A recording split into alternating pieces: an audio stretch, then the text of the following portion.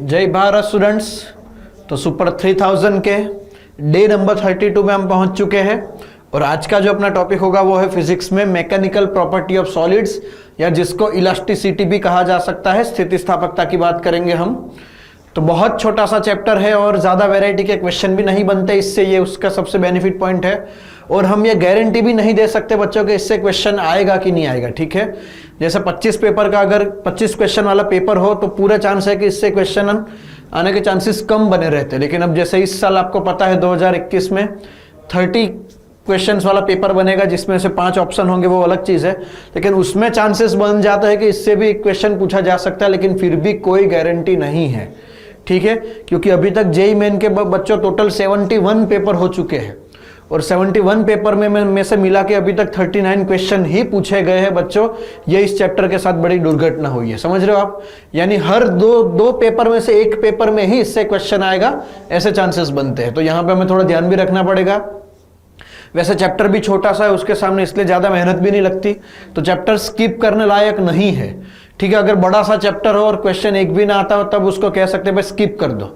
लेकिन छोटा सा चैप्टर है और चांसेस भी कम है तो स्किप करने का कोई मतलब नहीं बनता। आप इजीली 1 से 1.5 घंटे में इसको रिवाइज कर सकते हो। और आज के आपके वीडियो में हम जो क्वेश्चंस कवर करेंगे उसमें भी आपका बहुत सारा रिवीजन काफ़ी अच्छे से हो जाना है। तो देखते हैं बच्चों, शुरू करने से पहले हम ट्रेंड एनालिसिस की बात कर ले। तो सबसे जो इंपॉर्टेंट टॉपिक है वो है यंग्स मॉड्यूलस।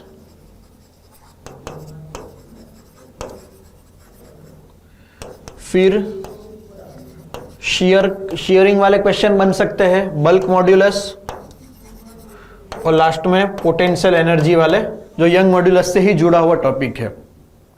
तो जनरली 4 टॉपिक इसमें से हम बड़े बड़े डिवाइड करें तो 4 टॉपिक में पॉइजन रेशियो वगैरह भी आता है, लेकिन उससे तो क्वेश्चंस पूछे जाने के और कम चांस है, ठीक है। अगर प्रायोरिटी की बात करूं तो सबसे पहली प्रायोरिटी रहती है बच्चों यहाँ पे यंग मॉड्यूलस की। उसके बाद दूसरी रहती है पोटेंशियल, वो भी यंग मॉड्यूलस का ही एक सब टॉपिक है। यानी Young modulus is most important. अगर आपको इस चैप्टर को स्किप करना है तो मैं सजेस्ट करूंगा सिर्फ यंग मॉड्यूलस कर लो, बाकी स्किप। लेकिन मैं तो सजेस्ट करता हूँ स्किप करना ही नहीं, लेकिन अगर आपको डिफिकल्ट लगता है तो young modulus is the best choice. फिर बल्क मॉड्यूलस रहता है और लास्ट में शेयर से क्वेश्चन आने के चांसेस रहते हैं, ठीक है।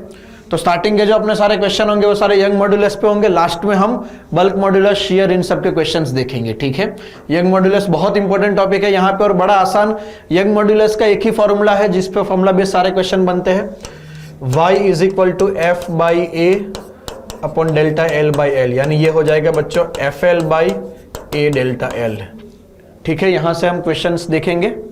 तो पहला क्वेश्चन देखते हैं बच्चों, वीडियो को पॉज करो, खुद से ट्राई करेंगे इसको।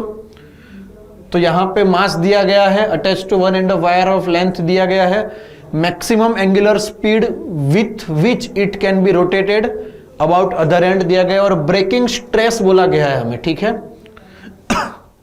सॉरी, तो मैक्सिमम कितनी स्पीड से इस वायर से जो बंधा हुआ स्टोन है उसको हम सर्कल में घुमा सकते हैं। ब्रेकिंग स्ट्रेस पता है मुझे, तो ब्रेकिंग स्ट्रेस और मुझे क्रॉस सेक्शन का एरिया भी शायद दिया गया है, एरिया भी दिया गया है। तो यानी मुझे यहां से बच्चों उसका टेंशन मिल जाएगा कि कितने टेंशन पे ये ब्रेक करेगा, ठीक है। तो टी मैक्स कितना मैक्सिमम टेंशन वो सहन कर सकता है, तो उसका स्ट्रेस है 4.8 10⁻⁷ into cross section area 10⁻² into 10⁻⁴ metre की बात करेंगे। इतना आ गया बच्चों यहाँ पे टेंशन, और ये होगा m⍵² r के बराबर, ठीक है। तो ये 4 2 6 यानी एक बचा, यानी 48 बराबर मास है यहाँ पे 10 ω² ढूंढना है। रेडियस कितना दिया है उसका 3 अपॉन 10 10 10 जा रहा है, यहाँ से ये बचा 16, यानी ω² हो जाएगा बच्चों 16, यानी ओमेगा मैक्सिमम होगा बच्चों यहाँ पे 4 रेडियन पर सेकंड। आंसर आएगा बच्चों 4, ठीक है। Integer type, numerical type question है, आंसर उसका इंटीजर में। आसान सा क्वेश्चन है, यहाँ पे बस आपको स्ट्रेस का मीनिंग पता हो तो फिर मैकेनिक्स के बहुत सारे क्वेश्चन में हम ये स्ट्रेस वाला कंसेप्ट भी अप्लाई कर सकते हैं। नेक्स्ट क्वेश्चन की बात करेंगे, खुद से ट्राई करेंगे। वीडियो को पॉज करो, हर बार की तरह खुद से ट्राई करो इसको। तो यहां पे जो बच्चों में दिया गया है कि in environment brass and steel wires length each are, area भी दिया गया है, wires are connected in series one end combined connected rigid support other end is elongation. The stress required to produce net elongation, net elongation produce करने के लिए कितना stress है, JEE main previous year का क्वेश्चन है। तो पहले हम एलोंगेशन की बात करते हैं, ठीक है। यंग मॉड्यूलस का फॉर्मूला है बच्चों F by a delta L by L, यानी डेल्टा L हो जाएगा बच्चों F by a L upon Y, ये हो जाएगा, ठीक है। मुझे नेट एलोंगेशन चाहिए और मुझे और सीरीज में कनेक्ट किया है, ठीक है। अगर मैं दो वायर को इस तरीके से, ये पहला वायर है, यहाँ पे सेम क्रॉस सेक्शन का दूसरा वायर है, इसको मैं खींच रहा हूं, तो ये वायर की लेंथ बढ़ेगी डेल्टा L1, इस वायर की लेंथ बढ़ेगी डेल्टा L2, तो नेट एलोंगेशन बच्चों क्या हो जाएगा, delta L net is equal to delta L1 plus delta L2, ठीक है। इतना होना है, तो ये हो जाएगा। देखो बच्चों यहां पे सीरीज में कनेक्ट है, एरिया क्रॉस सेक्शन सेम है, यानी मैं सीधा कह सकता हूं F बाई ए बी दोनों का सेम होगा, तो ये कॉमन निकल जाएगा, और दोनों की लेंथ भी सेम है, यानी सिर्फ बचा 1/y1 प्लस 1/y2। हमें पूछा है क्या है रिक्वायर्ड, स्ट्रेस रिक्वायर्ड, यानी मुझे F बाई ए ढूंढना है, ठीक है। तो delta L net is equal to F by a L, इसका एलसीएम लेंगे तो y1 y2 अपॉन मतलब y1 plus y2 upon y1 y2, यानी मुझे F बाई ए चाहिए जो होगा delta L net y1 y2 upon length L y1 plus y2, value put करना है। नेट एलोंगेशन कितना बोला है, 0.2 मिलीमीटर का, तो 0.2 10 टू दी माइनस 3। देखो बच्चों इस चैप्टर में सबसे बड़ी खासियत है कि इसमें नंबर्स बड़े बड़े आएंगे या फिर काफी छोटे छोटे आएंगे, तो आपको नंबर्स के साथ डील करने के बहुत चांसेस रहते हैं, इसलिए यहाँ पे कैलकुलेशन मिस्टेक में थोड़ा ध्यान भी देना पड़ेगा। लेंथ दोनों L दोनों की सेम लेंथ बोला है और वो बोला है 1 मीटर का, ठीक है। तो 1 y1 y2 दोनों का मल्टीप्लाई करेंगे, दोनों के y को, तो 120 और 60 10 टू दी 9 10 टू दी 9, तो 120 60 10 टू दी 18 अपन दोनों को ऐड करना है, तो 120 60 180 10 टू दी 9, तो यहाँ से 10 टू दी 9 गया, ये बचा 10 टू दी 9 पावर। सॉल्व करते हैं, ये हो जाएगा 2/10, तो ये 0 0 यहाँ से जा रहा है, ये हो गया 6 3, ये हो गया 4 4 इंटू 8 इंटू 10 टू दी 6, इतना आंसर आएगा 8 into 10 to the 6, 8 10 to the 6, यहाँ पे none of the match, none answer है, और ये जेईई मेन प्रीवियस ईयर का है, ठीक है। मैंने प्रॉब्लम स्टेटमेंट में कोई भी चेंज नहीं किया है, एज इट इज यहाँ पे रखा है इसको। तो कई बार ऐसा, अब ये क्वेश्चन बोनस में जाएगा, ठीक है, यहाँ पे आपको बोनस मिलेगा। नेक्स्ट क्वेश्चन देखते हैं, वापस वीडियो को पॉज करेंगे बच्चों, खुद से ट्राई करेंगे। अब यहां पे बोला गया है Young modulus of two wires A and B are in the ratio of 7:4, ठीक है। ए की लेंथ 2 मीटर है और रेडियस r है, बी की लेंथ दिया है, रेडियस r ढूंढना है, बी की लेंथ दिया है, रेडियस दिया है। If two wire stretch by same length for a given load, ठीक है, सेम फोर्स लगाया और दोनों का डेल्टा L भी सेम आ रहा है, तो value of r is close to. तो मेरे पास दो केस है, दोनों का डेल्टा L सेम है, ठीक है। तो पहले मैं फॉर्मूला बताता हूं, y का फॉर्मूला है F by a delta L by L, यानी दोनों वायर का डेल्टा L1 बराबर डेल्टा L2 सेम है, यानी मैं यहां से लिख सकता हूं F1 L1 upon A1 Y1 बराबर F2 L2 upon A2 Y2, इस तरीके से आपको कंडीशन दिया गया है, ठीक है। सेम लोड ऐसा बोला गया है, देखो फॉर अ गिवन लोड, यानी दोनों का फोर्स सेम है, यानी F1 F2 भी कैंसिल हो गया। अब बात करते हैं एरिया की, तो यंग मॉड्यूलस का रेशियो 7/4 है, तो अगर y1 ऊपर जाएगा तो मैं पहले रेशियो ले लेता हूं, L1 बाई A1 बराबर L2 by A2 y1 by y2, इसकी जगह लिख लूंगा मैं 7/4। लेंथ के भी कंपैरिजन कर लेते हैं, पहले की लेंथ 2 मीटर, दूसरे की लेंथ 1.5 मीटर, तो L1 है 2, A1 ये है 1.5 यानी 3/2, A2 ये है 7/4। अब एरिया की पुट करेंगे, एक का रेडियस r, दूसरे का रेडियस 2 मिलीमीटर, तो पाई आर स्क्वायर से तो पाई पाई कट करेंगे, तो A1 यहां पे लिखूंगा मैं r स्क्वायर बराबर ये हो गया 721 अपॉन 8 इंटू उसकी रेडियस कितना मिलीमीटर बोला है, 2 मिलीमीटर, यानी 4 इंटू 10 टू दी माइनस 6, ऐसा यूनिट की बात करते हैं। तो r स्क्वायर को सामने जाने देंगे, r स्क्वायर बराबर 64 अपॉन 21 10 टू दी माइनस 6, ठीक है। अब मुझे अप्रोक्सीमेट आंसर लिखना है, तो 21 3 जा 63, यानी आर स्क्वायर बच्चों यहाँ पे होना है 3 10 टू द माइनस 6, तो आर हो जाएगा, रूट के अंदर करेंगे तो ये होने वाला है 1.73 10 टू द माइनस 2, ठीक है, 1.73 10 टू द माइनस 2 यहाँ पे, यानी आर के आसपास की वैल्यू हो जाएगी बच्चों यहाँ पे 1.7 के आसपास की यहाँ पे वैल्यू होना है, ठीक है, यहां से अपना आंसर मैच कर जाएगा। तो नेक्स्ट क्वेश्चन है बच्चों, खुद से ट्राई करेंगे क्वेश्चन को पढ़ के।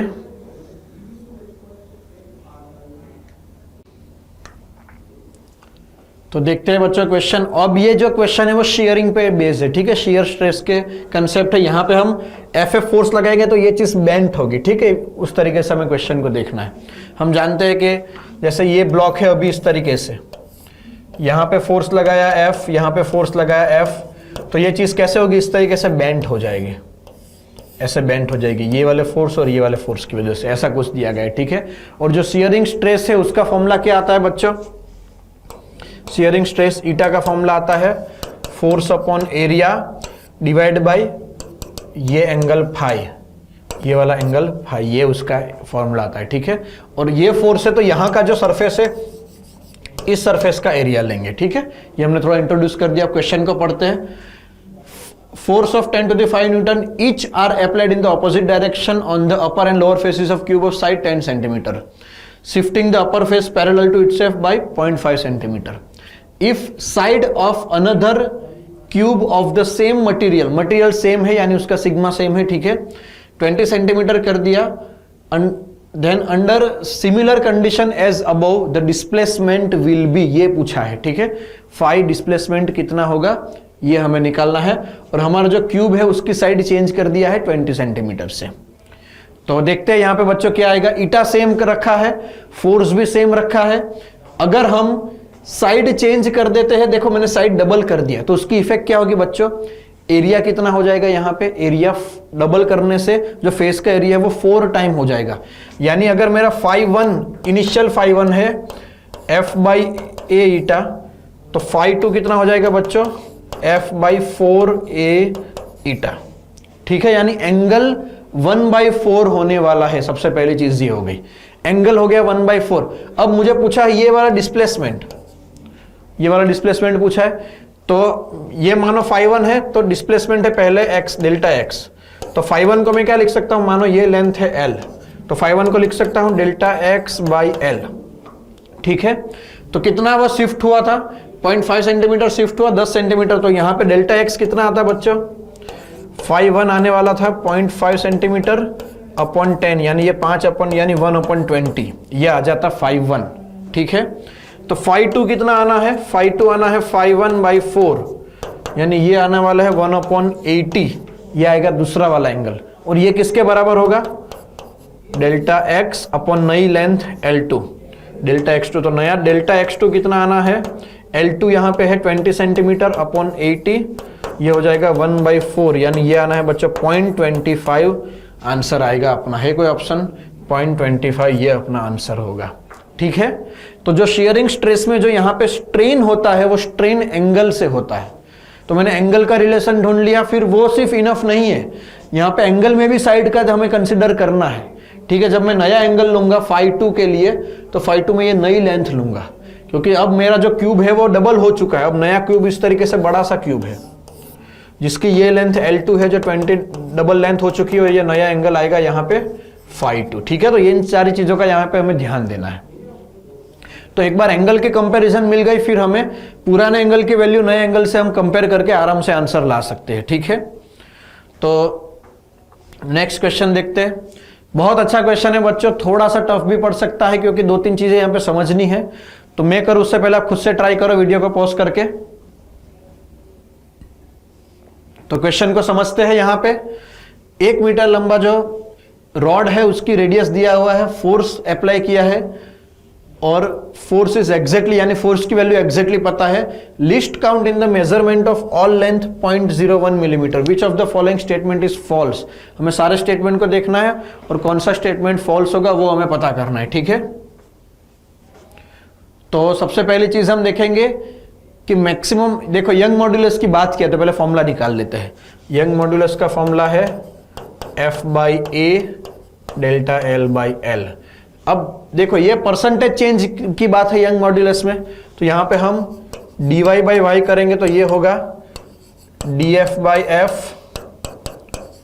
dL/L dA/A और d डेल्टा L/डेल्टा L। ठीक है, फोर्स एग्जैक्टली पता है तो इसको जाने देंगे। अब देखो एरिया में क्या आएगा, रेडियस पाई आर स्क्वायर यहां पे आएगा, यानी ये हो जाएगा एक्चुअल में 2 टाइम्स dr/r, 2 टाइम्स dr/r, ऐसा भी लिख सकता हूं dA/A को। अब देखो यहां पे ऑप्शन बी और सी देखो, मैक्सिमम कंट्रीब्यूशन किसका होगा बच्चों, मैक्सिमम कंट्रीब्यूशन रेडियस का होने वाला है। ठीक है, क्योंकि ये जो रेडियस है उसका कंट्रीब्यूशन सबसे ज्यादा होने वाला है। ये बात आपको समझ में आ रही है, क्योंकि देखो इसका 2 पावर है, तो एरर में सबसे ज्यादा कंट्रीब्यूट करेगा रेडियस। ठीक है, a figure of merit is largest for the length of the road, तो वही चीज है यहां पे भी वापस फिगर ऑफ मेरिट किसका हो जाएगा, सबसे लार्जेस्ट यहां पे होने वाला है रेडियस का, उसका कंट्रीब्यूशन भी ज्यादा है। अब बात करते हैं मैक्सिमम वैल्यू ऑफ y, तो यहां पे मुझे y की वैल्यू मैक्सिमम मेजर करना है। ठीक है, ध्यान से यहां पे बच्चों ट्रिक अप्लाई करना है ऑप्शन ए में। देखो ये 3 गलत है, ऑप्शन ए ही आंसर आना है, लेकिन फिर भी मुझे क्रॉस चेक करना है थोड़ी सी ट्रिक अप्लाई करके। तो y बराबर FL अपॉन एरिया है pi R square delta L। Force fix है, ठीक है, लेंथ पाई आर, ये सारी चीजें पता है, डेल्टा L का मुझे पता करना पड़ेगा। तो यहां पे देखो बच्चों हमें एक चीज दी गई है कि list count in the measurement of all length is 0.01 millimetre. ठीक है, यानी अगर मैंने वायर के साथ नीचे मैंने वेट रखा है तो वायर की लेंथ बढ़ेगी, तो आप जो वायर की लेंथ में चेंज हुआ तो आप मिनिमम कितना चेंज मेजर कर पाओगे, 0.01 मिलीमीटर, उतना ही चेंज मेजर कर पाओगे। और अगर मैं ये डेल्टा L मिनिमम कर दूं तो ये मेरा y मैक्सिमम हो जाएगा, तो बस वही मुझे यहां पे करना है। ये डेल्टा L क्या है, वायर की लेंथ का चेंज, और वो ऊपर प्रॉब्लम स्टेटमेंट में दिया गया है कि मिनिमम कितना मेजर कर सकते हैं, 0.01 मिलीमीटर मेजर कर सकते हैं। ठीक है, तो वैल्यू पुट करना स्टार्ट कर दे उसके अकॉर्डिंग। तो फोर्स कितना दिया, 50 पाई किलो न्यूटन, 50 पाई किलो न्यूटन। लेंथ कितना दिया है इसका, 1 मीटर, रेडियस 5 मिलीमीटर, लेंथ 1, पाई 5 यानी स्क्वायर 25, 10⁻⁻⁶।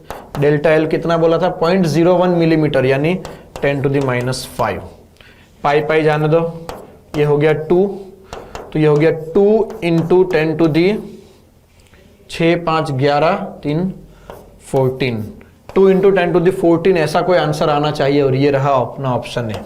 बस डेल्टा L कितना लेना है बस बच्चों, उसके लिए थोड़ा ट्रिक अप्लाई करोगे तो यहां पे आपको आंसर मिल जाएगा। ठीक है, नेक्स्ट क्वेश्चन, बहुत अच्छा क्वेश्चन बच्चों, आज के सेशन का मेरा तो फेवरेट क्वेश्चन है। ठीक है, लंबा सा इंटीग्रेशन भी है, ट्रिक भी है, 2-3 कंसेप्ट भी लगाने हैं, तो मैं करूं उससे पहले आप खुद से ट्राई करो वीडियो को पॉज करके।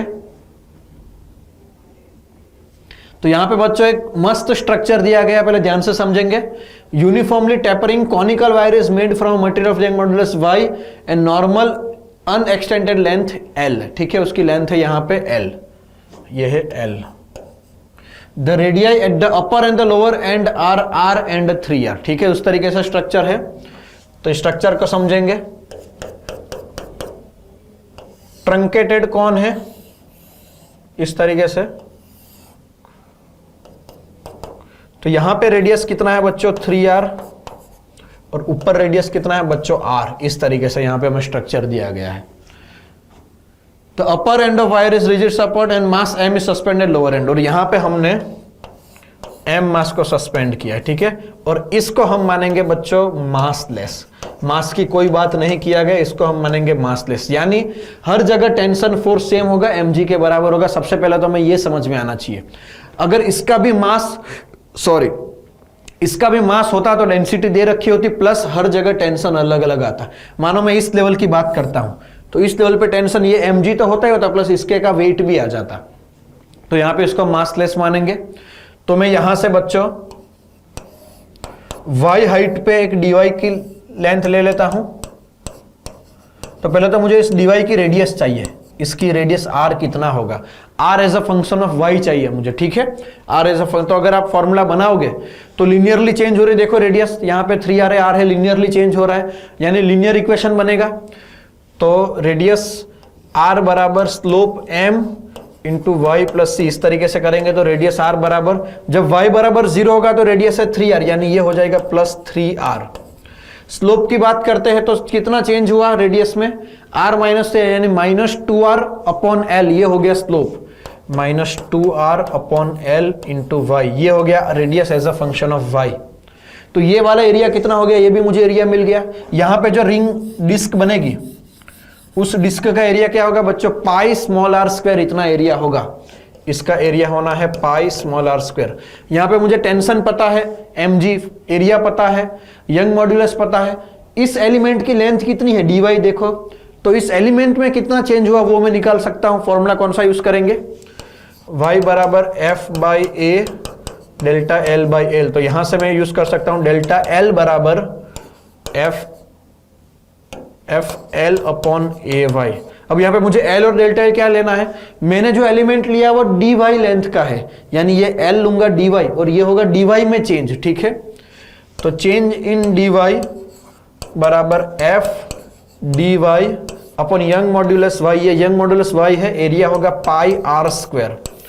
r स्क्वायर कितना होने वाला है यहाँ पे बच्चों, 3r minus 2r by L into Y का स्क्वायर, ठीक है। इंटीग्रेट करेंगे तो यहाँ पे मुझे टोटल एलोंगेशन मिल जाएगा, ये हो जाएगा टोटल एलोंगेशन,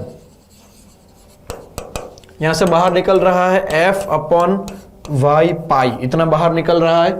इसको इंटीग्रेट करेंगे तो ये टर्म ऊपर आ जाएगा 3r minus 2l by R Y minus 2 power D Y, Y की लिमिट रखेंगे 0 से l, तो इसका इंटीग्रेशन होगा minus 2 plus 1 upon minus 2 plus 1, तो f अपॉन वाई पाई, ये माइनस 2 पावर चेंज होके हो जाएगी नीचे माइनस 2 प्लस 1, और यहाँ पे 3r minus 2l upon R Y minus 2 plus 1 into ये टर्म वापस नीचे डिवाइड होगा, ये भी हमें पता रहना चाहिए, तो ये टर्म नीचे चला जाएगा माइनस 2l अपॉन आर, ठीक है। इंटीग्रेशन का रूल है यहाँ पे हमने।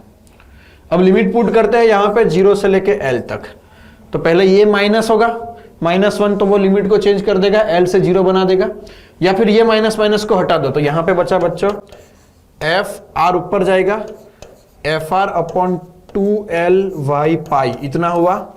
यहाँ पे लिमिट 0 से लेके l तक, और ये हो जाएगा 1 upon 3r minus 2l Y upon R. अब l पुट करें यहाँ पे, अगर l रखेंगे y की जगह, ये सॉरी 2r अपॉन l होगा, 2r upon l, 2r upon l, ये हो जाएगा 2r अपॉन l, ठीक है। डायमेंशनली भी मैच कर सकते हैं, यहाँ पे हो जाएगा 2r अपॉन l। यहाँ पे मैंने सेम ही लिया था, वहां लिखने में उल्टा, देखो ये 2r अपॉन l ही है, कोई बड़ी not a big deal. Value put करते हैं, जब मैं l पुट करूंगा तो ये बचेगा 1 अपॉन r, और मैं 0 पुट करूंगा तो ये बचेगा 1 अपॉन 3r। एलसीएम लेंगे और आगे तो ये है ही, ये F R upon 2l Y pi, LCM लेंगे तो 3r minus are 2r upon 3, मतलब ये हो जाएगा 2/3r, एलसीएम लेने से ये आएगा F R upon 2l Y pi, तो 2 जाने देंगे तो ये कितना होना है, एफ आर भी जाएगा, एफ अपॉन l वाई पाई 3, ठीक है। इतना आंसर आएगा, ये होगा change in length, f upon 3y l पाई, यानी 1 अपॉन 3y l पाई वाला कुछ अपना आंसर आना चाहिए, और ये r स्क्वायर आ रहा है, तो मैंने यहाँ पे मतलब r मल्टीप्लाई होना चाहिए, मैंने कहीं पे गलती कर दिया है, वापस चेक कर लेते हैं। तो ये भी मैंने गलती कर दिया ना, ये 2r बाई l होगा यहाँ पे, तो नीचे 2 ऊपर l जाना है और यहाँ पे r आएगा, ठीक है। तो यहाँ पे l जाएगा, यहाँ पे r आएगा, तो ये r स्क्वायर से मल्टीप्लाई हो जाएगा, ऊपर l है और ये नीचे मल्टीप्लाई होगा यहाँ पे r स्क्वायर, यानी फाइनल आंसर आ रहा है बच्चों F L upon 3r square Y pi, और ये f क्या है बच्चों, mg है। इतना चेंज हुआ, तो नई लेंथ पूछा है, तो नई लेंथ क्या होगा, न्यू लेंथ बराबर l प्लस डेल्टा l, तो डेल्टा l रखेंगे तो l कॉमन निकलेगा, बचेगा 1 प्लस mg अपॉन 3 पाई r स्क्वायर वाई, ऐसा कुछ आंसर आएगा, अपॉन 3 वाला आंसर आना चाहिए। तो अपॉन 3mg/r², ये अपना आंसर होगा ऑप्शन सी। ठीक है, देख सकते हो कितना बड़ा कैलकुलेशन है। मेरे से भी एक जगह लिखने में, कॉपी करने में मिस्टेक हो गई, तो पूरे चांस है कि आपसे तो मिस्टेक हो ही सकती है। ठीक है, तो वापस फिर भी एक ऐसा लगे तो इस क्वेश्चन को वापस समझेंगे, खुद से ट्राई करेंगे। डाउट हो तो आप मुझे कमेंट बॉक्स में पूछ सकते हो। नेक्स्ट क्वेश्चन, वापस वीडियो को पॉज करो, खुद से ट्राई करो, आसान सा क्वेश्चन है यहाँ पे। तो क्वेश्चन को समझते हैं। कॉपर वायर की लेंथ दिया है, स्टील वायर का भी लेंथ दिया है, एरिया सेम है और एंड टू एंड सीरीज में कनेक्ट किया है। ठीक है, और उनको हमने फोर्स लगा के स्ट्रेच किया है, और कॉपर वायर का जो स्ट्रेचिंग है वो है 1 मिलीमीटर का। तो मुझे टोटल स्ट्रेचिंग ढूंढना है। ठीक है, कॉपर वायर का स्ट्रेचिंग पता है, तो मुझे टोटल स्ट्रेचिंग ढूंढना है। सबसे पहली चीज देखो, कनेक्शन कुछ ऐसा है, मान लेते हैं कॉपर है और ये स्टील है। यहां पे हमने फोर्स अप्लाई किया, देखो दोनों का एरिया सेम है, यानी हर जगह स्ट्रेन सेम होगा। ठीक है, कॉपर का डेल्टा एल पता है हमें, तो मुझे स्टील का डेल्टा एल ढूंढना है, और मैं क्या करूंगा, वहां से मुझे मिल जाएगा टोटल डेल्टा एल, जो दोनों का सम होगा। ठीक है, दोनों में क्या सेम है, दोनों का स्ट्रेस सेम है, क्योंकि फोर्स अप्लाई किया है, एरिया सेम है, यानी दोनों का स्ट्रेस सेम, यानी दोनों का young modulus into delta L by L same होगा, क्योंकि वाई का फॉर्मूला है स्ट्रेस अपॉन स्ट्रेन। तो ये दोनों का सेम है, तो मैं ये दोनों को इक्वल करके मैं लिख सकता हूं कि भाई स्टील का stress F by A of copper बराबर F by A of steel. तो कॉपर की बात करूंगा तो Y1 delta L1 by L1 बराबर Y2 delta L2 by L2। आसान सा क्वेश्चन है। यंग मॉड्यूलस दिया है क्या यहाँ पे, कॉपर का 10 टू दी 11, स्टील का 2 इंटू 10 टू दी 11। Y1 है 10 टू दी 11, स्टील का है 2 इंटू 10 टू दी 11, कोई भी दिक्कत नहीं है। चेंज इन लेंथ, कॉपर में चेंज इन लेंथ कितना दिया है, 1 मिलीमीटर, मिलीमीटर में ही रखता हूं ये चीज, तो मेरा आंसर मिलीमीटर में आएगा। ओरिजिनल लेंथ की बात करेंगे, कॉपर की 1 और स्टील का 1/2, तो ये बाई 1 ये मुझे ढूंढना है, और ये है 1/2, यानी ये ऊपर जाएगा 2, तो 10 टू दी 11 को जाने दो। तो डेल्टा L2 आ गया बच्चों 1/4, 0.25 मिलीमीटर आ रहा है आंसर। तो आंसर डेल्टा L2 नहीं आएगा, मुझे टोटल पूछा है। तो कॉपर तो 1 से एक्सटेंड हो रहा है, और वो प्लस 0.5 से, यानी टोटल जो एक्सटेंशन होगा बच्चों वो होगा 1.25। ठीक है, बस थोड़ा सा कंसेप्ट लगा लो। देखो यंग मॉड्यूलस बहुत इंपॉर्टेंट टॉपिक है, और अभी तक हमने जो भी क्वेश्चन देखा सारे प्रीवियस ईयर फिर उससे इंस्पायर्ड ही क्वेश्चन है, और मैं वही रखने की ट्राई करता हूं ताकि आपको ट्रेंड एनालिसिस पता चले और आप अच्छे से कम टाइम में रिवीजन कर सको। तो आपको यहां पे पता चल ही रहा है कि यंग मॉड्यूलस कितना इंपॉर्टेंट टॉपिक है। नेक्स्ट क्वेश्चन की बात करते हैं, तो वापस हम वीडियो को पॉज करेंगे, खुद से ट्राई करेंगे। तो ये भी बहुत अच्छा क्वेश्चन है बच्चों, थोड़ा सा ट्रिकी क्वेश्चन भी है, ध्यान से देखेंगे। हमें यहां पे स्ट्रेस दिया गया है, यंग मॉड्यूलस पता है, फिर फ्रैक्शनल चेंज इन वॉल्यूम पता है, तो मुझे रेडियस का चेंज निकालना होगा। ठीक है, कैसे निकालेंगे, ध्यान से देखो। एक तो मेरे पास वायर है, सबसे पहली चीज, तो वायर का वॉल्यूम क्या होता है, pi R square into length, यानी मैं लिख सकता हूं यहां पे dv बाई वी क्या होगा, 2 times dr by R plus dl by L. मुझे ये पता है, ये ढूंढना है, तो मुझे ये पहले पता करना होगा। और ये कहां से पता चलेगा, dl by L young modulus के फॉर्मूला से पता चलेगा। ठीक है, यंग मॉड्यूलस का फॉर्मूला है force upon area delta L by L. ये यहां पे मस्त क्वेश्चन है, इसलिए डेल्टा एल बाई एल हो जाएगा। ये फोर्स अपॉन एरिया स्ट्रेस दे रखा है 5 10 टू द 7, ये है 5 10 to the 7 upon Young modulus कितना दिया है 2 10 टू द 11, 2 10 टू द 11, यानी ये हो जाएगा 2.5 10 टू द -4। अब dv बाई वी ये कितना परसेंटेज है, 0.02%, यानी मैं यहां पे लिख सकता हूं 2 into 10 to the -4।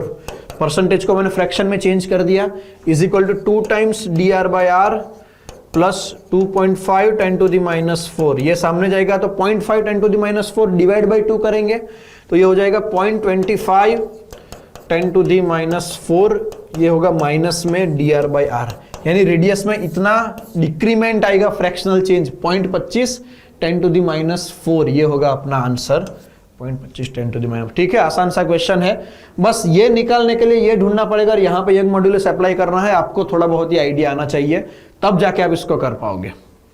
Next question देखते हैं बच्चों। आसान सा क्वेश्चन है, सिंपल क्वेश्चन है। वीडियो पॉज करेंगे, खुद से ट्राई करेंगे। तो अपने पास दो वायर है, स्टील वायर, ब्रास का वायर। यहां पे लेंथ का रेशियो ए है, रेडियस का रेशियो बी है, यंग मॉड्यूलस का रेशियो सी है। मुझे बोला गया है calculate ratio of change in length, increase in length पूछा गया है, और स्टील अपॉन ब्रास का रेशियो मुझे लेना है। ठीक है, तो डेल्टा एल का फॉर्मूला क्या है? पहले y बराबर F by a delta L by L, यानी यहां से बच्चों डेल्टा एल का फॉर्मूला हो जाएगा F L by A Y. तो मुझे delta L of steel upon delta L of brass ये करना है। तो मैं यहां पे क्या करूंगा? Force of steel, length of steel upon area of steel, Young modulus of steel, force of brass, length of brass, area of brass, Young modulus of brass. ठीक है, यहां से हम कर देंगे। देखते हैं क्या होता है यहां पे। तो रेशियो ऑफ लेंथ दे रखा है। अब पहले तो मैं फोर्स का रेशियो निकालता हूं। देखो स्टील पे फोर्स कितना लगेगा? ये mg प्लस ये स्टील पे फोर्स लगेगा 3 mg का, और ब्रास पे फोर्स लगेगा 2 mg का। ठीक है, पहली चीज तो यहां पे हो गई। तो स्टील पे फोर्स लगेगा 3 mg, तो नीचे ब्रास पे फोर्स लगेगा 2 mg। तो मैंने फोर्स तो लिख लिया, इसको कट करता हूं। लेंथ की बात करेंगे। देखो लेंथ का रेशियो है ए, यानी स्टील की लेंथ अपॉन ब्रास की लेंथ ए हो गई। तो L S upon L B, इसको हटा के लिख दूंगा मैं स्मॉल ए। ठीक है, अब बात करता हूं ये दूसरा किसका दिया है? रेडियस का। दोनों की रेडियस का रेशियो है बी। अब मुझे देखो एरिया का रेशियो निकालना है। ब्रास की एरिया अपॉन स्टील का एरिया, यानी एरिया को मैं रिप्लेस करके लिख सकता हूं रेडियस का स्क्वायर, क्योंकि pi square pi pi cancel हो जाएगा। यानी नीचे स्टील की रेडियस का स्क्वायर, ऊपर ब्रास की रेडियस का स्क्वायर, और वो है बी। यानी यहां पे बच्चों नीचे लिखूंगा 1 अपॉन बी, क्योंकि मुझे स्टील अपॉन ब्रास का रेशियो पता है। अब यहां पे ऊपर ब्रास है, नीचे स्टील है। ठीक है, तो ये हो जाएगा 1 अपॉन बी स्क्वायर रेडियस का। अब यंग की बात करेंगे तो यंग का रेशियो शायद सी दिया है। ठीक है, यंग मॉड्यूलस का रेशियो सी है, नीचे स्टील है, ऊपर ब्रास है, यानी ये हो जाएगा 1 अपॉन सी। mg को जाने देते हैं, तो आंसर आ जाएगा बच्चों 3a upon 2cb square, 3a upon 2cb square, 3a upon 2cb square. ये अपना आंसर हो गया। ठीक है, बड़ा सा सिंपल सा क्वेश्चन है। बस आपको वैल्यू पुट करना है, थोड़ा ध्यान रखना है एबीसी ऊपर नीचे नहीं होने चाहिए, वरना आपके और भी ऑप्शन मैच हो सकते हैं जल्दबाजी में। नेक्स्ट क्वेश्चन की बात करते हैं। वापस वीडियो को पॉज करेंगे, खुद से ट्राई करेंगे। देखते हैं यहां पे, 2 wires are made of same material and have a same volume. ठीक है, दोनों वायर का मटेरियल भी सेम, यानी यंग मॉड्यूलस सेम है, वॉल्यूम भी सेम है। और पहले वायर का क्रॉस सेक्शन एरिया ए है, और दूसरे वायर का क्रॉस सेक्शन एरिया 3a है। यानी लेंथ की बात करें, अगर पहले वायर की लेंथ l होगी तो दूसरे वायर की लेंथ l/3 होगा। ठीक है, अगर पहले वायर के लेंथ में इंक्रीमेंट डेल्टा x का आता है F अप्लाई फोर्स करके, तो उतना ही इंक्रीमेंट के लिए दूसरे वायर में कितना फोर्स अप्लाई करना पड़ेगा, मुझे इंक्रीमेंट को सेम करना है। ठीक है, यंग मॉड्यूलस का फॉर्मूला है F upon A delta L by L. तो मुझे पहले का डेल्टा एल बराबर दूसरे का डेल्टा एल करना है। तो डेल्टा एल क्या हो जाएगा? पहले का F1 L1 upon A1 Y1 बराबर F2 L2 upon A2 Y2। Material same है तो ये तो गया। A2 क्या है बच्चों? यहाँ पे 3A1 है, यानी इसको हटा के मैं लिख सकता हूँ 3A1। तो अपने आप L2 क्या हो जाएगा? L1/3 हो जाएगा। ठीक है, मुझे और F1 क्या है? F1 F दिया है, तो L1 A1 जाने दो। तो यहाँ से F2 क्या बचा बच्चों? F2 बराबर 9F आ गया ना, मुझे 9 टाइम्स फोर्स लगाना पड़ेगा, तब जाके आंसर आने वाला है 9F। ये हो गया अपना आंसर। ठीक है बच्चों, आसान सा क्वेश्चन है वापस। और देखो यंग मॉड्यूलस के ही क्वेश्चन आते हैं, हमें यहाँ पे अच्छे से समझना है। ठीक है, यंग मॉड्यूलस का छोटा सा फॉर्मूला है और उसको मॉडिफाई करके बहुत सारे क्वेश्चन पूछे गए और वो आपके सामने है। नेक्स्ट क्वेश्चन देखते हैं बच्चों। तो वापस वीडियो को पॉज करो, खुद से ट्राई करेंगे। देखते हैं, वायर को L से एलोंगेट किया है, जब W का उस पर वेट लगाया गया है। अब उसी वायर को पुली से पास करके दोनों साइड W लगा है, तो अब कितना एलोंगेशन होगा? ठीक है, दो केस दिया है। पहले केस में वायर है, W का वेट लगाया है।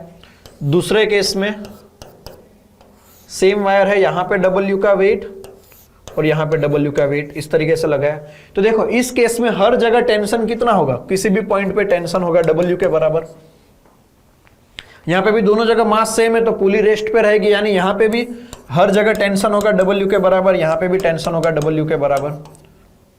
तो सिचुएशन ये हो कि वो हो, दोनों केस में हर जगह टेंशन सेम आ रहा है। और टेंशन सेम आने का क्या मतलब निकलता है बच्चों, कि हर जगह टेंशन सेम है तो स्ट्रेन भी सेम हो, स्ट्रेस सेम होगा, force upon area. Young modulus same है तो अपने आप स्ट्रेस भी सेम हो जाएगा, क्योंकि दोनों की लेंथ भी सेम है। तो अपना आंसर आ जाएगा बच्चों L। ठीक है, छोटा सा कंसेप्चुअल क्वेश्चन है। आप अगर पुली की वजह से अगर 12 करके या फिर L/2 करते हो तो आप गलती कर रहे हो। यहाँ पे थोड़ा कंसेप्ट लगाना है। टेंशन सेम है, स्ट्रेस सेम आएगा, वायर सेम है, यंग मॉड्यूलस भी सेम होगा, डेल्टा L/L सेम हो जाएगा, लेंथ सेम है तो डेल्टा L भी सेम आएगा। उस तरीके से आप कर सकते हो। नेक्स्ट क्वेश्चन देखते हैं बच्चों। तो वापस वीडियो को पॉज करेंगे, खुद से ट्राई करेंगे। तो क्वेश्चन को समझते हैं। दो स्टील वायर है, मतलब wire same, young modulus same. ठीक है, लेंथ सेम है और सेम फोर्स उन पे अप्लाई किया, सेम लोड उन पे हैंग किया है। ठीक है, अगर रेशियो ऑफ एनर्जी स्टोर्ड पर वॉल्यूम इज 1/4 तो रेशियो ऑफ डायमीटर क्या होगा। एनर्जी स्टोर वाला फॉर्मूला आ गया यहाँ पे। तो एनर्जी डेंसिटी का फॉर्मूला क्या है, एनर्जी डेंसिटी का फॉर्मूला है हाफ स्ट्रेस इंटू स्ट्रेन। ठीक है, अब मुझे देखो डायमीटर कंपेयर करना है, यानी एरिया कंपेयर करना है, यानी मुझे स्ट्रेस की बात करनी है तो मुझे स्ट्रेन हटाना पड़ेगा। और स्ट्रेन की जगह क्या लिख सकता हूं मैं, स्ट्रेस अपॉन यंग लिख सकता हूं। तो ये हो जाएगा बच्चों हाफ स्ट्रेस का स्क्वायर अपॉन यंग मॉड्यूलस। ठीक है, अब बोला गया है कि एनर्जी स्टोर्ड पर वॉल्यूम 1/4 है, यानी मैं यहां पे लिख सकता हूं बच्चों U1/U2 इज 1/4। कंपेयर करेंगे तो 1/2 y कैंसिल हो जाएगा। तो stress of 1 upon stress of 2 का स्क्वायर हो गया 1/4। अब स्ट्रेस बराबर फोर्स अपॉन एरिया, यानी यहां पे मैं लिख सकता हूं 1/4 बराबर F1 अपॉन एरिया यानी पाई R1 square upon F2 upon area pi R2 का स्क्वायर। ठीक है, अब दोनों को बोला गया है सेम लोड से हैंग किया, यानी फोर्स सेम होगा, पाई भी सेम होगा। तो यहां पे बचेगा बच्चों 1/4 बराबर R2 का स्क्वायर अपॉन R1 का स्क्वायर, इस तरीके से होगा। ठीक है, और ये होल स्क्वायर तो है ही है, यानी यहां पे आएगा वापस होल स्क्वायर। तो ये स्क्वायर दूर करते तो ये हो जाएगा 1/2 बराबर R2 का स्क्वायर अपॉन R1 का स्क्वायर। तो यहां से हो जाएगा बच्चों R1 का स्क्वायर बराबर 2 टाइम्स R2 का स्क्वायर। तो R1 हो जाएगा बच्चों √2 टाइम्स R2, इतना होना है। ठीक है, यानी अगर रेशियो लेंगे तो √2:1 इस तरीके से रेशियो आएगा, √2:1। ये अपना आंसर होगा A। अगर कैलकुलेशन में मिस्टेक हुई, अगर 2 ऊपर नीचे हो गया तो आपका आंसर D भी आ सकता है, वहां पे हमें थोड़ा ध्यान रखना है। नेक्स्ट क्वेश्चन, तो वापस खुद से ट्राई करेंगे। बड़ा सा प्रॉब्लम स्टेटमेंट है जिससे डरते हैं लोग को, तो वीडियो को पॉज करो, खुद से ट्राई करो, समझते हैं क्वेश्चन को। A solid sphere of radius r made of a soft material of bulk modulus k is surrounded by a liquid in a cylindrical container। तो एक सिलेंडर है, इसके अंदर सॉलिड स्फीयर है रेडियस r का, जिसका यंग बल्क मॉड्यूलस है k। ठीक है, massless piston of area a, इसका एरिया दिया गया है a। इस floats on the surface of liquid covering the entire cross section. ठीक है, अब अगर मैं उस पे m मास रखता हूं तो fractional decrement in the radius of sphere कितना। अगर देखो यहां पे क्या होगा, मैं m मास रखूंगा तो ये पिस्टन को प्रेस करेगा, यानी यहां पे जो लिक्विड होगा हर जगह उसका प्रेशर चेंज हो जाएगा। ठीक है, यानी इस गोले पे जो लिक्विड का प्रेशर लग रहा है बच्चों वो इंक्रीज हो जाएगा। अब प्रेशर इंक्रीज हुआ तो बल्क मॉड्यूलस की डेफिनेशन के हिसाब से यहां पे उसकी रेडियस डिक्रीज होगी, ये हमें समझना है। तो बल्क मॉड्यूलस का फॉर्मूला है minus change in pressure upon fractional change in volume. Fractional change in volume को लिख सकता हूं मतलब 3 टाइम्स, देखो वॉल्यूम का फॉर्मूला है 4/3 पाई r क्यूब, यानी यहां पे मैं लिख सकता हूं dv/v बराबर 3 टाइम्स dr/r, ये लिख सकता हूं। यानी इसको मैं चेंज करके लिख दूंगा बच्चों minus delta p upon 3 times dr/r। मुझे dr/r ढूंढना है तो dr/r करेंगे, वो हो जाएगा बच्चों minus delta p upon 3k, यानी मुझे निकालना है बस माइनस डेल्टा p। ठीक है, अब आप यहां पे फ्लूइड में हम प्रॉपर्टी पढ़ चुके हैं, ठीक है, पास्कल्स लॉ पढ़ चुके हैं। अगर एक जगह प्रेशर में इंक्रीमेंट आता है तो उसकी इफेक्ट लिक्विड में हर जगह पहुंचती है। यानी देखा, अगर ऊपर वाले लेयर में प्रेशर इंक्रीज हुआ है m/a का, तो वो हर जगह पहुंचेगा। यानी यहां पे भी प्रेशर इंक्रीज कितना होगा, m/a का प्रेशर इंक्रीज होगा। तो यहां पे मैं लिख सकता हूं -m/3ak, इतना रेडियस में चेंज आएगा m/3ak। सॉरी mg, फोर्स लगेगा ना, ये तो मैं भूल ही गया, बहुत ब्लंडर हो गया। mg/3ak ये अपना आंसर होगा, फ्रैक्शनल चेंज इन रेडियस। ठीक है, यहां से हम बड़े इजीली कर पाएंगे इसको। नेक्स्ट क्वेश्चन देखते हैं। तो वापस वीडियो को पॉज करो, खुद से ट्राई करो। लास्ट क्वेश्चन है और जेईई मेन प्रीवियस ईयर में आया हुआ टफेस्ट क्वेश्चन में से एक है। देखो, अभी तक जेईई मेन प्रीवियस ईयर में मैंने बोला टोटल 39 क्वेश्चन आ चुके हैं। 71 पेपर की बात कर रहा हूं मैं, अगस्त 2020 तक की बात कर रहा हूं, ठीक है, 2001 से लेके। तो उसमें जो 2 टफेस्ट क्वेश्चन थे, एक तो वो वाला जो हमने देख लिया, ये यंग मॉड्यूलस वाला था ना इंटीग्रेशन में, जहां मेरे से थोड़ी गलती हो गई थी, ये वाला क्वेश्चन, ये एक तो टफेस्ट क्वेश्चन में आता है। और दूसरा अभी जो हम लास्ट वाला क्वेश्चन देखने जा रहे हैं, ये वाला भी टफेस्ट क्वेश्चन में आता है, क्योंकि ये समझ में ही नहीं आता कि कैसे आगे बढ़ना है। ठीक है, आप खुद से ट्राई करो, प्रॉब्लम स्टेटमेंट को पढ़ो। मुझे लगता है आपको पहले तो समझ में ही नहीं आएगा मैं कैसे आगे बढ़े। ठीक है, तो यहां पे बोला है स्टील रप्चर्स व्हेन शियर, देखो शियर नाम दिया है, ठीक है, when a shear of 3.5 × 10⁸ Newton पर मीटर स्क्वायर इज अप्लाइड। यानी मेरे पास मानो स्टील का एक प्लेट है या कोई भी स्टील का स्ट्रक्चर है, अगर मैं इतना शियर स्ट्रेन लगाता हूं तो वो फट जाएगा। ठीक है, स्टील यहां पे बोला है रप्चर, फट जाएगा वो, ठीक है, टूट जाएगा, ऐसा समझो। The force needed to punch 1 centimetre diameter hole in a steel sheet 0.3 centimetre thick is. तो समझते हैं बच्चों क्या पूछा गया है, यहां पे ध्यान से देखना।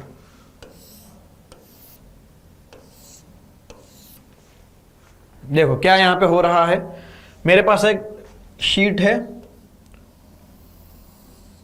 इसकी मोटाई कितना दिया है, इसकी ये जो मोटाई है वो है 1.3 सेंटीमीटर, ठीक है, पतला सा 0.3 सेंटीमीटर का शीट है।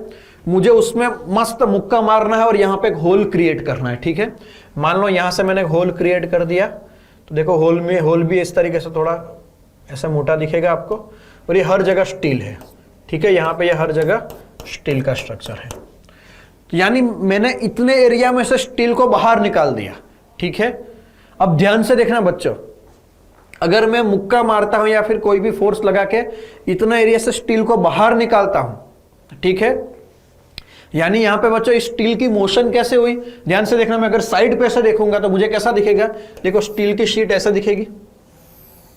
अगर मैं ऐसा साइड पे से देखूंगा तो मुझे स्टील की शीट ऐसा दिखेगी, और बीच में से इतना एरिया ऐसा बाहर निकल रहा है। देखो मैंने मुक्का मारा तो देखो बीच में से इतना एरिया बाहर निकल रहा है। ठीक है, यानी यहां पे जो पतली सी जो सर्कुलर डिस्क बाहर निकलेगी, उसमें मुझे यहां पे शीयरिंग फोर्स लगाना पड़ेगा, तब जाके ये बाहर निकलेगा।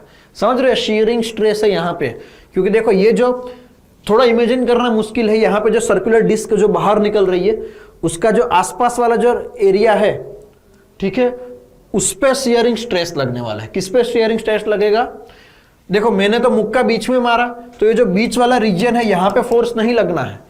ठीक है, मतलब यहां से स्टील रप्चर करने का जो शीयरिंग स्ट्रेस है वो यहां नहीं आएगा, वो कहां पे आएगा, ये जो आसपास का इर्द गिर्द का जो पेरिफेरी है, उसका जो रिंग जो डिस्क बनेगा, उसका जो आसपास का पेरिफेरी है, उस पे शीयरिंग फोर्स लगने वाला है, ये हमें समझना है। ठीक है, और ये जो आसपास का एरिया है, ये जो डिस्क बाहर निकली, आप ऐसा समझो कि देखो ये वाला ऐसा स्ट्रक्चर बाहर निकला है। ठीक है, ये ढक्कन दिख रहा है आपको, देखो ये मोटाई कितनी होगी, ये मोटाई होगी 0.3 सेंटीमीटर। ठीक है, मैं ऐसा मुक्का मार रहा हूं तो ये वाली चीज ऐसे बाहर निकल रही है, तो यहां पे ये जो आसपास का जो रीजन है, ये वाला जो आसपास वाला रीजन है, उस पे शीयरिंग स्ट्रेस लगना है।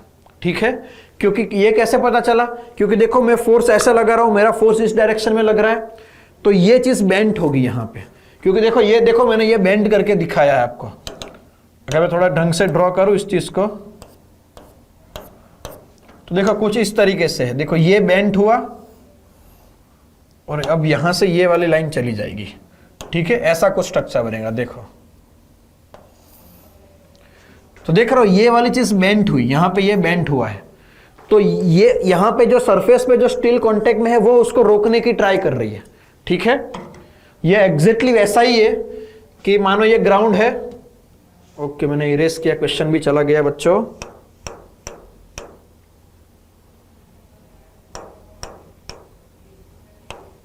मुझे वापस बैक करना पड़ेगा।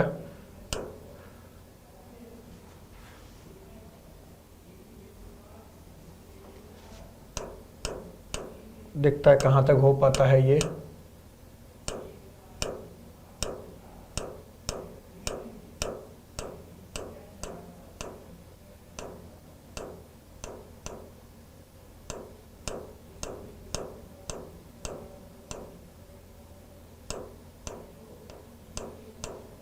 आ तो रहा है, आ रहा है,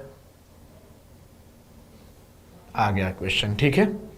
तो हम यहां पे थे बच्चों कि हमने इस तरीके से फोर्स लगाया तो ये वाली चीज यहां पे बेंट होने वाली, यानी इस वाले एरिया पे शियरिंग स्ट्रेस लगेगा। ये जो आसपास का जो एरिया है वहां पे शियरिंग स्ट्रेस लगना है, ठीक है। ये आपको थोड़ा सोचना पड़ेगा क्योंकि मुझे देखो needed to punch a 1 metre diameter का डिस्क मुझे निकालना है, तो आसपास वाला स्टील उसको पकड़ के ट्राई करेगा, यानी मुझे ये वाला जो डिस्क है वो आसपास के स्टील को खींच के बाहर निकले की ट्राई करेगी, ठीक है। यानी इस वाली सरफेस पे शियरिंग फोर्स लगना है। शियरिंग फोर्स का अगर आपको नेचर पता हो तो ये चीज आप इमेजिन कर पाओगे, ठीक है। मैं क्या कहना चाह रहा हूं, तो मुझे बोला है कितना फोर्स लगाना पड़ेगा, तो मेरा जो फोर्स होगा वो स्टील पे इस तरफ जो शियरिंग स्ट्रेस लगेगा उसके बराबर होगा। वापस मैं ड्रॉ करता हूं, तो देखो इस तरीके से डिस्क बाहर निकला है, ठीक है। इतना डिस्क बाहर निकलेगा और यहां पे बाकी की जो शीट है उसको पकड़ के रखने की ट्राई कर रही है, तो मेरा फोर्स ऐसे लगा है और यहां पे हर जगह शियरिंग स्ट्रेस उसको पकड़ के रखने की ट्राई कर रहा है। तो मेरा फोर्स क्या होगा, यहां पे जो मैं स्ट्रेस है उसकी, और एरिया कौन सा लूंगा, ये वाला एरिया लूंगा। यहां पे जो एरिया है वो वाला साइड वाला एरिया लूंगा, यानी मेरा फोर्स होगा उसका शियरिंग स्ट्रेस इंटू ये वाला एरिया कितना होगा, 2πr into thickness D, 2πr into thickness D. तो सिग्मा यहां पे कितना आना है, सिग्मा है 3.5 10 to the 8, यानी 35 10 to the 7 इंटू 2 पाई लिखेंगे 22/7। रेडियस कितना है 1 सेंटीमीटर, यानी 1/100, और थिकनेस डी कितना बोला 0.3 सेंटीमीटर, ठीक है। तो 3 इंटू 10 इंटू 1/100, तो ये 7 यहां से जाएगा 5। अब हो जाएगा बच्चों को कैलकुलेशन, ये 5 0 जाएगा तो यहां पे बचेगा 2 0, यानी यहां पे बचा 100। तो आंसर कितना आने वाला है, ये होने वाला है 22 44 इंटू 5 220 इंटू 3,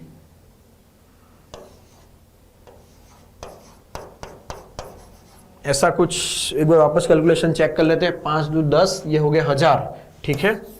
तो एक है 1000 का और 22 दिया 66 इंटू 1000, ऐसा कोई फोर्स आएगा। लेकिन यहाँ सॉरी 1 सेंटीमीटर डायमीटर है, मुझे रेडियस लेना है यहाँ पे, समझे, 2πr यानी बाई 2 करना पड़ेगा। देखो मैंने ये डायमीटर 1/100 लिया, मुझे रेडियस लेना है 1/2 करना पड़ेगा, इंटू 1/2, यानी ये हो जाएगा 33,000, यानी 3.3 10 to the 4 अपना परफेक्ट आंसर आएगा, 3.3 10 to the 4, ठीक है। इसको वापस में समझाने की ट्राई कर रहा हूं, ध्यान से देखना। जब मैं बीच में पंच करूंगा तो देखो ऐसा कुछ स्ट्रक्चर होगा, ये यहाँ की रिमेनिंग शीट है, तो बीच में से एक डिस्क बाहर निकलने की ट्राई करेगी क्योंकि मैं कंटिन्यूअसली पंच किए जा रहा हूं, ठीक है। तो ये जो आसपास वाला स्टील है, उस डिस्क के आसपास वाला स्टील उसको रोकने की ट्राई करेगा। जैसे सरफेस टेंशन में होता है, सरफेस टेंशन में क्या होता है, अगर मैं सरफेस पे कोई डिस्क को उठाने की ट्राई करूं तो लिक्विड क्या करता है, सरफेस पे हर जगह नीचे की ओर फोर्स लगाता है। एग्जैक्टली वैसा ही यहां पे जब मैं इतनी डिस्क को बाहर निकालने की ट्राई करूंगा तो आसपास वाला स्टील उसको रोकने की ट्राई कर रहा है, और वो देखो आसपास वाली सरफेस के अलोंग फोर्स लग रहा है। ये वाला फोर्स देखो सरफेस के अलोंग लग रहा है, और जब फोर्स सरफेस के अलोंग लगे तब उस फोर्स को कहा जाता है बच्चों शियरिंग फोर्स, शियरिंग स्ट्रेस। इसलिए मुझे शियरिंग स्ट्रेस को यूज करके आसपास का एरिया कंसीडर करके इसको कैलकुलेट करना पड़ेगा, ठीक है। तो बस बच्चों आज यहां इतना ही था। हमने बात कर ली इलास्टिसिटी में, जिसमें हमने यंग मॉडुलस भी देख लिया, शियरिंग बल्क के भी पॉसिबल केसेस देख लिया, एनर्जी एनालिसिस भी हमने कर लिया है। तो अब नेक्स्ट हम सेशन में 3-4 सेशन के बाद मिलेंगे, वहां पे हम थर्मोडायनेमिक्स के स्टार्ट करेंगे, ठीक है।